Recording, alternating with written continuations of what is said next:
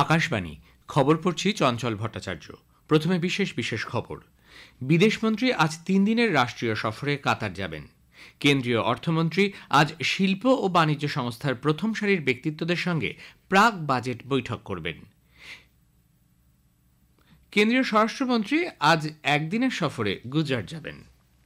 প্রধানমন্ত্রী বলেছেন, world audio visual entertainment web summit ভারতকে বিশ্বের দরবারে এক অনন্য স্থানে পৌঁছে দেবে। জর্জিয়ার রাষ্ট্রপতি হিসেবে শপথ নিয়েছেন প্রাক্তন ফুটবলার মিখাইল কাভেলাশভিলি। আসছে বিস্তারিত খবরে। বিদেশমন্ত্রী ডক্টর এস জয়শঙ্কর আজ 3 দিনের রাষ্ট্রীয় সফরে কাতার যাবেন। সফরকালে তিনি কাতারের প্রধানমন্ত্রী ও পররাষ্ট্রমন্ত্রী শেখ মোহাম্মদ বিন আব্দুল বিন জসিম আল থানির সঙ্গে সাক্ষাৎ করবেন। বিদেশ মন্ত্রক থেকে এক বিবৃতিতে জানানো হয়েছে, এই সফরে রাজনৈতিক, বাণিজ্যিক, বিনিয়োগ, জ্বালানি, নিরাপত্তা, সাংস্কৃতিক দুদেশের নাগরিকদের মধ্যে যোগাযোগ বৃদ্ধি ছাড়াও পারস্পরিক স্বার্থ সংশ্লিষ্ট আঞ্চলিক ও আন্তর্জাতিক নানা বিষয় নিয়ে আলোচনা হবে। এর মাধ্যমে দুটি দেশের দ্বিপাক্ষিক সম্পর্কের বিভিন্ন দিক পর্যালোচনা করা যাবে। কেন্দ্রীয় অর্থমন্ত্রী নির্মলা সীতারামন আজ শিল্প ও বাণিজ্য সংস্থার প্রথম সারির ব্যক্তিত্বদের সঙ্গে প্রাক বাজেট বৈঠক করবেন। বৈঠকের সময় নাগরিকরা যাতে আরও বেশি পণ্য সামগ্রী ব্যবহার করতে উৎসাহী হন, তার জন্য বিভিন্ন পন্থা পদ্ধতি নিয়ে মতবিনিময় করার সম্ভাবনা আছে। যত বেশি পণ্য সামগ্রী ব্যবহৃত হয়, দেশের মোট অভ্যন্তরীণ উৎপাদনও তত বেশি বৃদ্ধি পায়।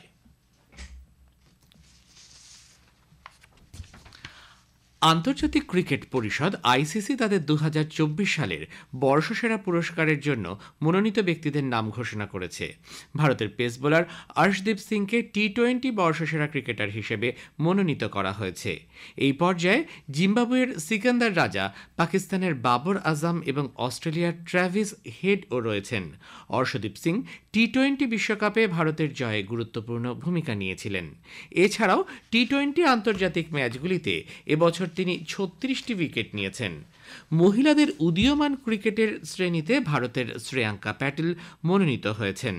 অন্যদিকে ভারতেরই আরেক মহিলা ক্রিকেটার স্মৃতি মান্ধানাকে মহিলাদের একদিনের আন্তর্জাতিক বর্ষসেরা ক্রিকেটার হিসেবে মনোনয়ন দেওয়া হয়েছে। আগামী বছরের জানুয়ারি মাসের শেষ দিকে চূড়ান্ত পর্বে বিজয়ীদের নাম ঘোষণা করা হবে। কেন্দ্রীয় স্বরাষ্ট্রমন্ত্রী অমিত শাহ আজ একদিনের সফরে গুজরাট যাবেন। সফরকালে তিনি আশুরার শ্রী ধরমপুর তীর্থে শ্রীমৎ রাজচন্দ্র আশ্রমের বার্ষিক অনুষ্ঠানে যোগ দেবেন। সেখানে রাজসভা গৃহে মহামস্তক অভিষেকেও তিনি অংশগ্রহণ করবেন। পাঞ্জাব পুলিশ পাকিস্তান আইএসআই এর মদতপুষ্ট সন্ত্রাসবাদী কার্যকলাপের সঙ্গে যুক্ত 5 জনকে আটক করেছে। এর মধ্যে রয়েছে বাতালা ও গুরুদাসপুরের দুটি পুলিশি প্রতিষ্ঠানের ওপর সাম্প্রতিক হামলার ঘটনার মূল চক্রী। বাব্বর খালসা ইন্টারন্যাশনাল, বিকেআই, বিদেশ থেকে নিয়ন্ত্রিত আরও দুটি সংস্থা ওই 2 হ্যান্ড গ্রেনেডের সঙ্গে যুক্ত ছিল বলে জানিয়েছেন পাঞ্জাব পুলিশের মহানির্দেশক গৌরব যাদব।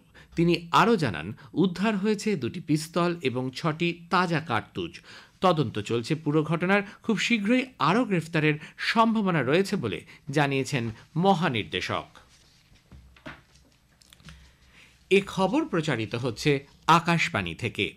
আমাদের সংবাদ শোনা যাবে ইউটিউব চ্যানেল আকাশবাণী সংবাদ বাংলা, ফেসবুক ও ইনস্টাগ্রাম আকাশবাণী সংবাদ কলকাতা এবং এক্স হ্যান্ডেলে RNU নিউজ কলকাতাতে।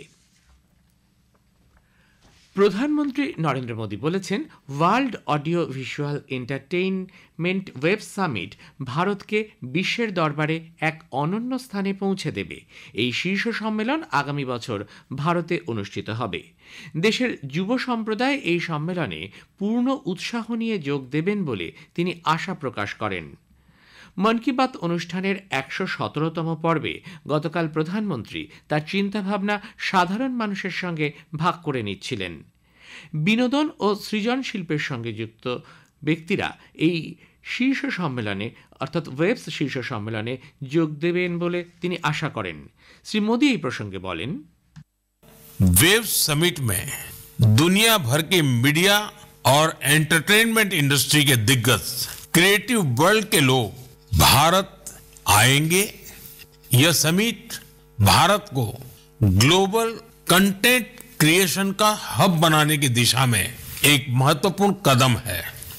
जब हम $5 ट्रिलियन इकोनॉमी की ओर बढ़ रहे हैं, तब हमारी क्रिएटर इकोनॉमी एक नई एनर्जी ला रही है। শ্রী মোদী বলেছেন, ভারতের সংবিধান হল জাতির পথপ্রদর্শক। 2025-এর 26শে জানুয়ারি দেশের সংবিধান রূপায়ণের 75 বছর পূর্ণ হচ্ছে। 26শে নভেম্বর সংবিধান দিবসের সূচনা হয়েছে বর্ষব্যাপী অনুষ্ঠানের। দেশের নাগরিকদের সংবিধানের ঐতিহ্যের সঙ্গে যুক্ত থাকার জন্য খোলা রাখা হয়েছে একটি ওয়েবসাইট। সংবিধানের প্রস্তাবনা আলাদা আলাদা ভাষায় পাঠ করে constitution75.com ওয়েবসাইটে ভিডিও আপলোড করা যাবে। এই প্রসঙ্গে প্রধানমন্ত্রী বলেন, constitution75.com, इसमें आप संविधान की प्रस्तावना पढ़कर अपना वीडियो अपलोड कर सकते हैं। अलग अलग भाषाओं में संविधान पढ़ सकते हैं। संविधान के बारे में प्रश्न भी पूछ सकते हैं।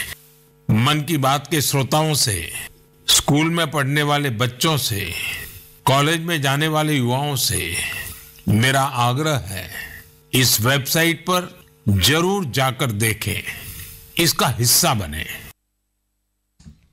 মন কি বাতে শ্রী মোদী জানান, লোকচক্ষুর অন্তরালে থাকা স্বাধীনতা সংগ্রামীদের নিয়ে KTV ভারত হ্যায় হাম নামে একটি অ্যানিমেশন সিরিজের দ্বিতীয় পর্ব শুরু হয়েছে। দূরদর্শনের পাশাপাশি অন্যান্য OTT প্ল্যাটফর্মেও এটি দেখা যাচ্ছে। আকাশবাণী প্রতি রবিবার সকাল 10:30টায় KTV সিরিজ সম্প্রচার করবে।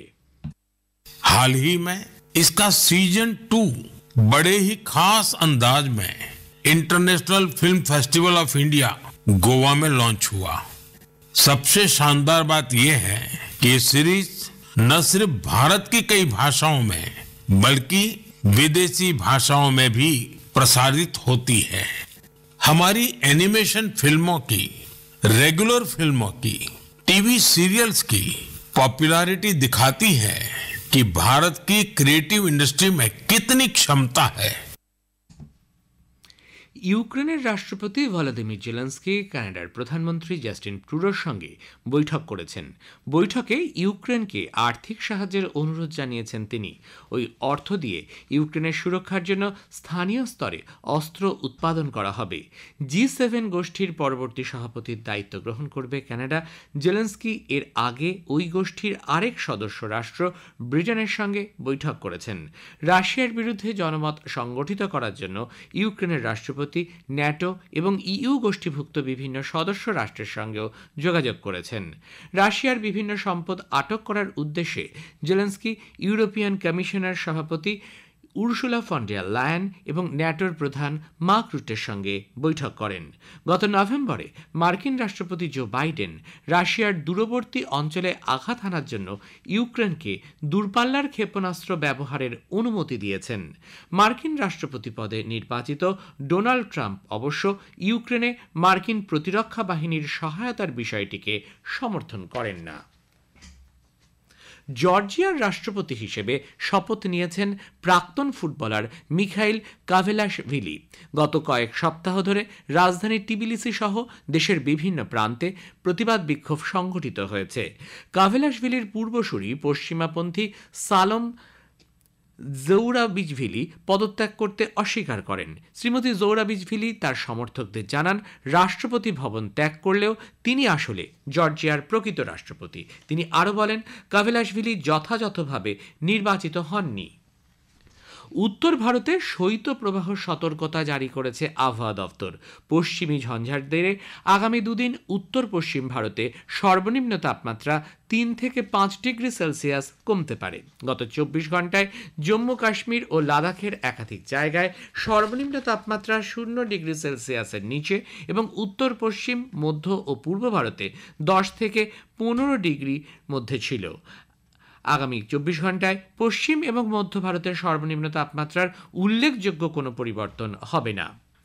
মেলবোর্নে বর্ডার গাভাস্কার ট্রফির চতুর্থ টেস্টের পঞ্চম দিনের শুরুতে অস্ট্রেলিয়ার দ্বিতীয় ইনিংসের 333 রানের জবাবে ভারত শেষ পাওয়া খবরে 2 উইকেট হারিয়ে 25 রান করেছে। পঞ্চম দিনে 98 ওভার খেলায় জিততে হলে ভারতকে 314 রান করতে হবে। শেষে বিশেষ বিশেষ খবর আরও একবার। বিদেশমন্ত্রী আজ 3 দিনের রাষ্ট্রীয় সফরে কাতার যাবেন। কেন্দ্রীয় অর্থমন্ত্রী আজ শিল্প ও বাণিজ্য সংস্থার প্রথম সারির ব্যক্তিত্বদের সঙ্গে প্রাক বাজেট বৈঠক করবেন।